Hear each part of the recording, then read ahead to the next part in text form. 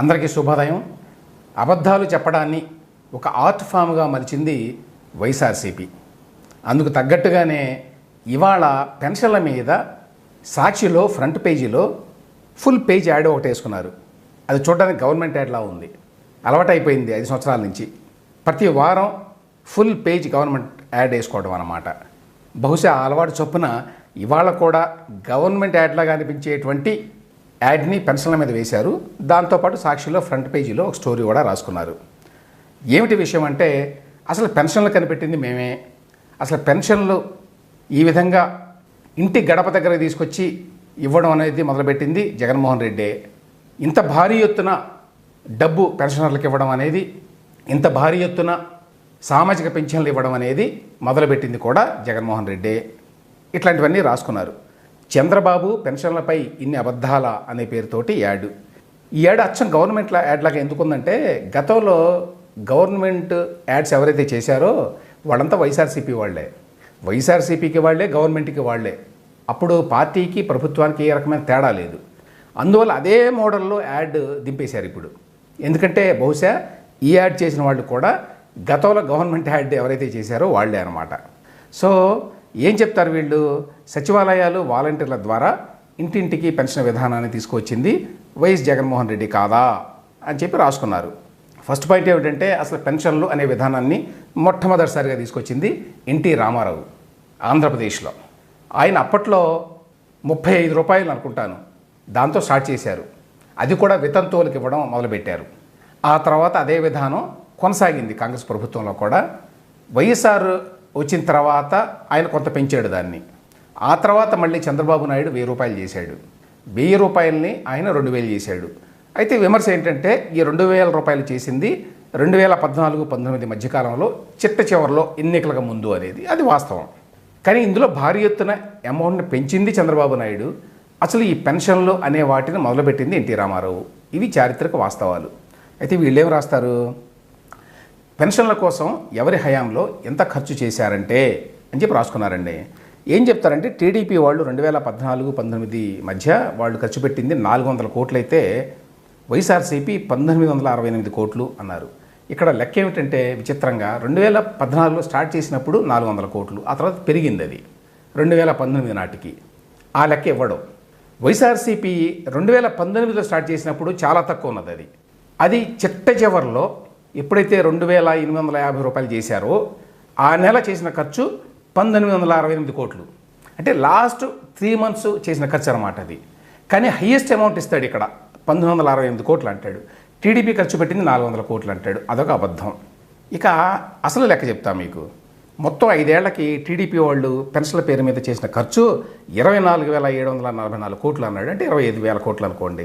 అదే వైఎస్ఆర్సీపీ అయితే 2018-24 మధ్యకాలంలో 83,526 కోట్ల రూపాయలు ఖర్చు చేశారు అన్నారు. అంటే రెట్టింపు కంటే ఎక్కువ ఖర్చు చేసింది వైఎస్ఆర్సీపీ.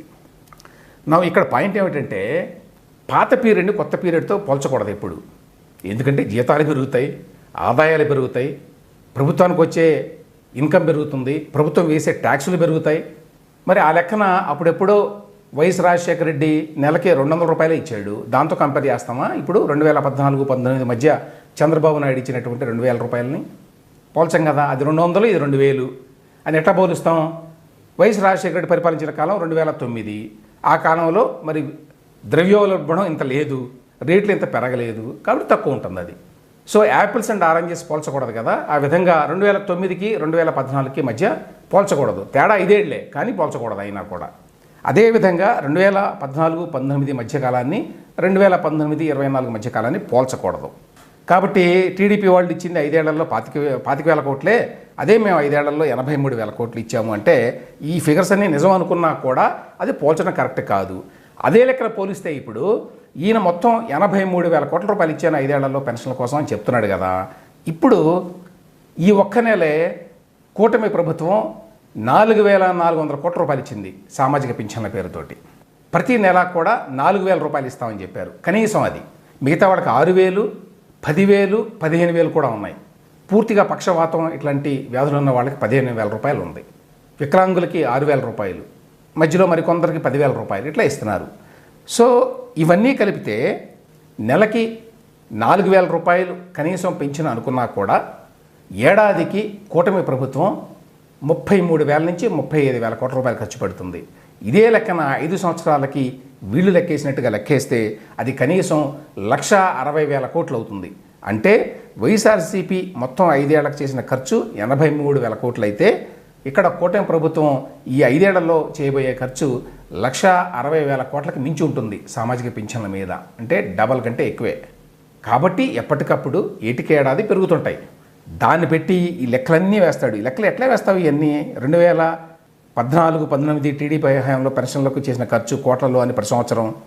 ఇది ఒక్కటి తీసుకోండి, వాళ్ళు ఇచ్చిన లెక్కే. 2014-15 మధ్య టీడీపీ ప్రభుత్వం సామాజిక పింఛన్ల కోసం చేసిన ఖర్చు ఆ ఏడాది 3,378 కోట్లు అన్నాడు. అదే 2018-19 సంవత్సరానికి వచ్చేసరికి అది టీడీపీ హయాంలోనే 8,234 కోట్లు అయింది.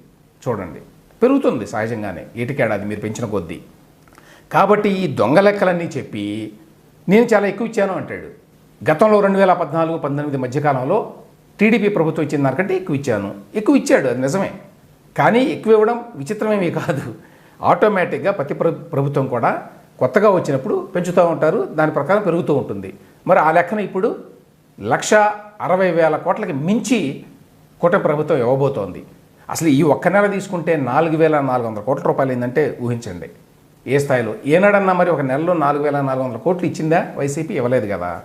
సో ఈ దొంగ పోలికలతోటి జనాన్ని మిస్లీడ్ చేయాలని ఒక ప్రయత్నం. రెండోది, వీళ్ళు వాలంటీర్ల ద్వారా వ్యవహారం మాట్లాడతారు. వాలంటీర్లు లేకుండా కూడా ప్రభుత్వ వ్యవస్థలోనే సచివాలయం అనేది ప్రభుత్వ వ్యవస్థ, గ్రామ సచివాలయం. దాని ద్వారా ఇప్పుడు కొత్తగా పెన్షన్లు ఇప్పించారు. అది 97% దాదాపుగా ఒక్క రోజులోనే ఇచ్చారని చెప్పి వార్తలు వచ్చినాయి. 97 కాదు, ఇంకొంచెం తక్కువే అనుకోండి, పోనీ 90%. గతంలో కూడా అంతే. గతంలో వాలంటీర్ల ద్వారా ఇచ్చినప్పుడు కూడా మీకు ఎప్పుడు 90% కంటే ఎక్కువ ఇచ్చిన ఘటనలు లేవు ఫస్ట్ డేనే. వాలంటీర్లు అనేవాళ్ళు ప్రభుత్వ ఉద్యోగులు కాదు. ఇప్పుడు సచివాలయ ఉద్యోగులు ప్రభుత్వ ఉద్యోగులు. కాబట్టి ఏ రకమైన అవకతవకలు జరిగినా, అవినీతి జరిగినా వాళ్ళ మీద శిక్షించడానికి అవకాశాలు ఉంటాయి. వాలంటీర్లు అనేవాళ్ళు పూర్తి స్థాయి ప్రభుత్వ ఉద్యోగులు కాదు కాబట్టి, ప్లస్ వాళ్ళందరూ కూడా వైసీపీ కార్యకర్తలు అనేటువంటి పేరున్నది, అందులో చాలా వరకు వాస్తవం ఉన్నది అనే విషయం కూడా చాలామందికి తెలుసు. అందరూ కాకపోయినా వాలంటీర్లు 100%, అందులో మెజారిటీ వైసీపీ వారు కావాలని తెచ్చిపెట్టుకున్నటువంటి వాళ్ళ కార్యకర్తలే. సో దానికంటే సచివాలయాల ఉద్యోగాల ద్వారా ఇప్పించడం మెరుగా కాదా? రెండవది, సచివాలయాల ఉద్యోగాల ద్వారా ఇప్పిస్తే అది సమర్థంగా అందరికీ పంపిణీ జరగదు అనేటువంటి అబద్ధాన్ని చెప్పారు కదా మీరు మొన్న మార్చి ఏప్రిల్ నెలల్లో. ఈవెన్ జవహర్ రెడ్డి గారు చీఫ్ సెక్రటరీగా ఉన్నప్పుడు కూడా అదే మాట చెప్పారు కదా. కానీ ఇప్పుడు ఇదే సచివాలయాల ఉద్యోగాల ద్వారా ఇప్పించి ప్రూవ్ చేశారా లేదా? గవర్నమెంట్ ఉద్యోగాల ద్వారానే ఇప్పించవచ్చు, సక్రమంగా, సవ్యంగా, సజావుగా చేయొచ్చు పింఛన్ల పంపిణీ అని నిరూపించారా లేదా? తర్వాత ఒక వార్త వేసుకున్నారు సాక్షిలో, బ్యానర్ స్టోరీ, ఈ అడ్వర్టైజ్మెంట్ రూపంలో కాకుండా. పింఛన్లపై పెత్తనం, మళ్ళీ జన్మభూమి కమిటీలదే రాజ్యం. జన్మభూమి కమిటీలు అనేవి లేవు ఇప్పుడు, అందరికీ తెలిసిన వాస్తవం. అయితే గతంలో లాగా వాలంటీర్లు మాత్రమే వెళ్ళి ఇచ్చేవాళ్ళు. కనీసం లోకల్ ఎమ్మెల్యే కానీ స్థానిక ప్రజాప్రతినిధులు కానీ ఉండేవాళ్ళు కాదు, సర్పంచులు కానీ ఎవరు. ఈసారి అట్లా కాకుండా ఎమ్మెల్యేలు ఇతరులను కూడా ఇన్వాల్వ్ చేశారు ఇందులో. అందులో తప్పే ఉంది? ప్రజాస్వామ్యంలో ఎమ్మెల్యేలు, మరి సర్పంచులు, ఇతర ప్రజాప్రతినిధులు వాళ్ళ పాత్ర లేకుండా ఎట్లా చేస్తారు? అంటే జగన్మోహన్ రెడ్డి వాలంటీర్లు అన్నట్టుగా చేశాడు ఆయన. అది కరెక్ట్ కాదు, ఇదే కరెక్ట్. కాకపోతే పార్టీ పెత్తనం ఎక్కువ కాకూడదు. అట్లా ఎక్కువైనందువల్ల 2014-19 మధ్యకాలంలో ఈ జన్మభూమి కమిటీల పేరుతోటి కొన్ని అరాచకాలు చేశారు అనేది ఆరోపణలు తెలుగుదేశం పార్టీ మీద ఉన్నాయి. అది వాస్తవం. దానికి తగ్గ మరి పెనాల్టీ వాళ్ళు భరించారు 2019 ఎన్నికల్లో. సో ఈసారి మళ్ళీ అదే రిపీట్ చేయరు అని ఆశిద్దాం, అందులో సందేహం లేదు. కానీ ఇప్పుడేదో జన్మభూమి కమిటీలు ఆల్రెడీ ఉన్నట్టుగా, వాళ్ళు పెత్తనం చేస్తున్నట్టుగా వీళ్ళు రాయడం అంటే మిస్లీడ్ చేయటం. ఇక చివరగా అసలు ఎవరిచ్చినా, జగన్మోహన్ రెడ్డి గారు ఇచ్చినా, చంద్రబాబు నాయుడు గారు ఇచ్చినా, పవన్ కళ్యాణ్ గారు ఇచ్చినా కూడా ఇదంతా ప్రజల ధనం, ప్రజలు పన్నుల ద్వారా చెల్లించిన డబ్బు. కాబట్టి ఇదేదో వాళ్ళ సొంత గొప్పతనమైనట్టు, ఇదేదో వాళ్ళ పర్సనల్ వ్యవహారమైనట్టు ఎవరు మాట్లాడడానికి వీల్లేదు. జగన్మోహన్ రెడ్డి పదే పదే ఏదో తాను తన జేబులో నుంచి ఇస్తున్నట్టుగా మాట్లాడేవాడు. నేను బట్టలు నొక్కాను, నేను బట్టలు నొక్కాను, నేను ఇచ్చాను అని. అందువల్ల దాని మీద అంత గట్టిగా విమర్శ చేయాల్సి వచ్చింది. నువ్వు సొంతంగా ఇవ్వడం లేదు, నీ సొంత డబ్బు కాదు, మీ తాత ముత్తాతలు సంపాదించిన ఆస్తి కాదు, ఇది ప్రజాధనం. అదే సూత్రం ఇప్పుడున్నటువంటి కూటమి ప్రభుత్వానికి కూడా వర్తిస్తుంది. కూటమి ప్రభుత్వంలో ఇంతవరకు మేమే ఇస్తున్నాం, ఇంకెవరు ఇవ్వలేదు అని మాట్లాడడంలా ఒక అదృష్టం ఏంటంటే కూటమి ప్రభుత్వంలో ఒక వ్యక్తి మాత్రమే కాదు కాబట్టి 3 పార్టీలు ఉన్నాయి కాబట్టి ఆ రకమైన రెటరిక్ తగ్గేటువంటి అవకాశం ఉంటుంది. అందరూ కూడా ఇది ప్రజల కోసం మేము చేయడానికి ఉన్నాం అనేటువంటి మాట మాట్లాడుతున్నారు. ఇక అసలు ఇటువంటి ఫ్రీబీస్ ఇవ్వడం మంచిదా కాదా అనే డిబేట్ వేరు. ఈ స్థాయిలో ఇంత పెద్ద ఎత్తున దేశంలో ఎక్కడా లేని విధంగా అత్యంత ఎక్కువగా సామాజిక పింఛను ఇవ్వడం అనేది అవసరమా లేదా? అవసరం లేదని చెప్పి ఎవరు అనలేరు. కానీ ఇంతమందికి ఇంత విస్తృతంగా 65 లక్షల మందికి ఇవ్వాల్సిన అవసరం ఉందా అనేటువంటి ప్రశ్న అయితే ఇప్పటికీ ఉన్నది. దాని మీద నా వ్యక్తిగత అభిప్రాయం ఏంటంటే దీనిని ఒక మంచి యూనివర్సిటీకో మరొకరికో ఇచ్చి కనీసం ఒక జిల్లాని ఒక యూనిట్గా తీసుకొని స్టడీ చేసి ఇది నిజంగా ఎంతమందికి ఉపయోగపడుతోంది, ఎంతమందికి అర్హులు కాని వారికి కూడా ఇది వస్తోంది, దీనివల్ల ఎకానమీ మీద ఏ రకమైన ప్రభావం పడుతోంది, ఇందులో మంచి ఏమిటి చెడు ఏమిటి అనే దాని మీద సమగ్రంగా లోతుగా ఒక అధ్యయనం చేయించాలి ప్రభుత్వం. ఊరికి డబ్బులు ఇచ్చి చేతులు దులుపుకోవటం కాదు. అలా చేసినప్పుడు దీనివల్ల ఇంత లాభం కలుగుతోంది సమాజానికి, దీన్ని ఈ విధంగా ఇంప్లిమెంట్ చేయాలి, ఇప్పుడున్నటువంటి విధానాన్ని ఈ విధంగా మార్చాలి అనేటువంటి చర్చ కనుక జరిగితే ఖచ్చితంగా ఇది మంచిది. కూటమి ప్రభుత్వం ఆ పని చేస్తుంది అని చెప్పి